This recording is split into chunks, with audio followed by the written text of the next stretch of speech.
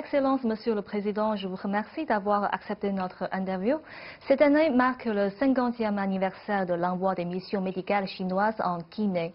Comment estimez-vous la coopération médicale entre nos deux pays et quelles sont vos attentes en la matière?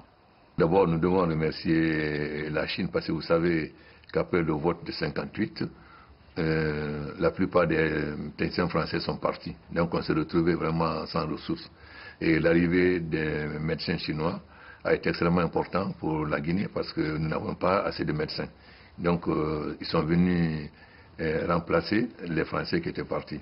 Et depuis, la coopération s'est renforcée. D'autant plus qu'en plus des médecins, nous avons eu le plaisir de voir l'hôpital sino-guinéen, qui est aujourd'hui l'hôpital de référence à Conakry, d'autant plus que l'hôpital va être étendu, agrandi, ce qui va nous permettre de limiter les évacuations qui nous coûtent très cher, les évacuations des malades sur la France, le Maroc, etc. Donc ça va nous permettre non seulement de soigner le maximum de personnes, parce qu'on ne peut pas évacuer tout le monde, mais aussi de faire des économies et pour construire d'autres hôpitaux. L'année prochaine, la Chine et la Guinée vont célébrer le 60e anniversaire de l'établissement des relations diplomatiques. Comment évaluez-vous le développement des relations bilatérales et quelles sont vos conceptions sur la perspective du partenariat de coopération stratégique globale sino-guinéen?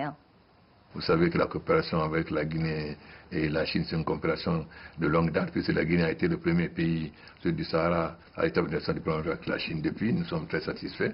Aujourd'hui, la coopération chinoise, si vous-même vous voyez, c'est pas seulement avec l'État, il y a aussi des privés. Avec l'État et le gouvernement, la coopération est vraiment très avancée.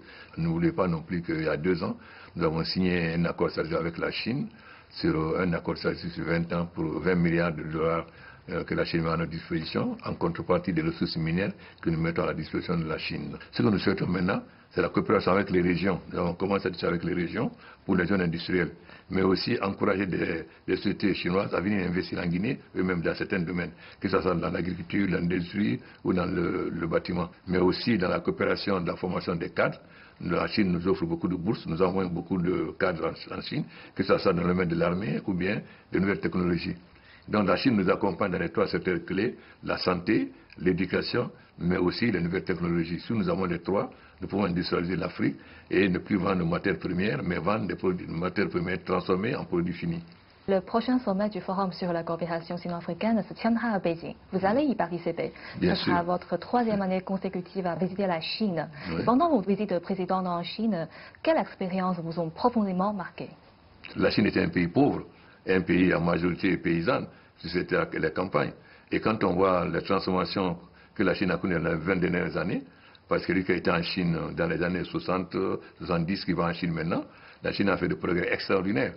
Et ce progrès a été synthétisé dans le livre du président Xi Jinping, Vaincre la pauvreté.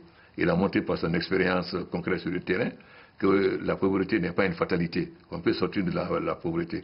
Donc je pense que c'est un bon exemple pour nous, parce qu'un pays aussi grand, aussi peuplé que la Chine, s'il a réussi à nourrir ses enfants à sortir de la pauvreté, nous qui sommes 13 millions, 20 millions, au maximum 100 millions, nous pouvons espérer pouvoir le faire aussi. Dernièrement, j'étais en Chine, à Xiamen. Le président nous disait qu'il y a 20 ans, il était un maire adjoint, et les gens de Formol se moquaient de en disant, regardez, mais il n'y a pas d'électricité, il n'y a rien, etc. Et aujourd'hui, Xiamen fait presque de 2/3 du budget de la Chine nationaliste, enfin Formose. Donc si Xiamen a pu avoir cette transformation en 20 ans, nous pouvons espérer aussi que nous pouvons avoir cette transformation en moins de temps grâce à la nouvelle technologie et aussi l'accompagnement du gouvernement chinois, du peuple chinois avec le peuple africain. Et Mao disait qu'on peut transformer les montagnes. Yukong a déplacé les montagnes. Donc c'est une image, mais ça veut dire qu'on peut, avec la volonté, on peut déplacer les montagnes. Le prochain sommet du Forum sur la coopération sino-africaine porte sur l'initiative Ceinture et Route et s'engage à renforcer la communauté du destin entre la Chine et l'Afrique. Quelles opportunités l'initiative Ceinture et Route peut-elle apporter à la coopération sino-africaine et comment constatez-vous la communauté du destin commun pour l'humanité, l'idée proposée par le président chinois Xi Jinping? Avec la route de la soie. Donc, vous savez, le grand problème de l'Afrique aujourd'hui, c'est l'industrialisation. Parce que c'est un continent très riche.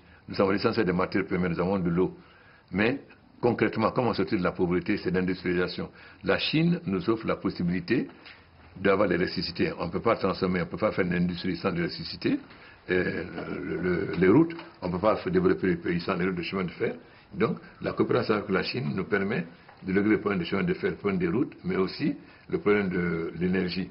C'est la base pour pouvoir transformer l'Afrique et développer industriel. Nous savons aussi qu'avec la Chine, nous pouvons développer des zones industrielles, c'est-à-dire certaines usines chinoises peuvent délocaliser dans nos pays africains, surtout des usines qui emploient le de main-d'œuvre. Donc nous pensons que la prochaine rencontre va faire un grand pas dans la coopération, surtout avec la nouvelle politique prônée par le président chinois. Il faut voir maintenant quelle part l'Afrique va avoir dans cette nouvelle politique.